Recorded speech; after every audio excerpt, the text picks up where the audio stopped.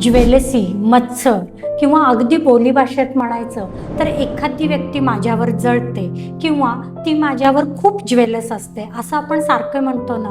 आज त्याविषयीच थोडं आपण बोलूया. मला सांगा, ज्वेलसी आपल्याला कुठल्या व्यक्तीबद्दल वाटते?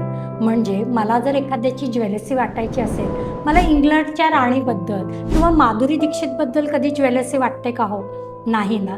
तर ज्वेलसी आपल्याला त्याच व्यक्तींच्याबद्दल वाटते जी साधारण आपल्यासारखीच असते, आपल्या ॲटमॉस्फिअरमध्ये असते किंवा अगदी आपली शेजारीण असेल, बहीण असेल, जाऊ असेल, अशाच व्यक्तींचा आपण मत्सर करतो. याचं कारण तुम्हाला माहिती आहे? कारण अशी काहीतरी गोष्ट ती व्यक्ती करत असते जी तुम्हाला जमत नाही किंवा तुम्हाला मनातून ती करायची इच्छा असते पण ती तुम्ही करू शकत नाही. मग ज्वेलसी किंवा मत्सर करण्यापेक्षा समजा आपण जर त्या व्यक्तीशी मैत्री केली आणि हे तुला कसं काही जमतं बुवा किंवा हे करण्यासाठी तू काय केलंस हे जर विचारलं तर नक्कीच तुम्हालाही ती गोष्ट सहज करता येईल.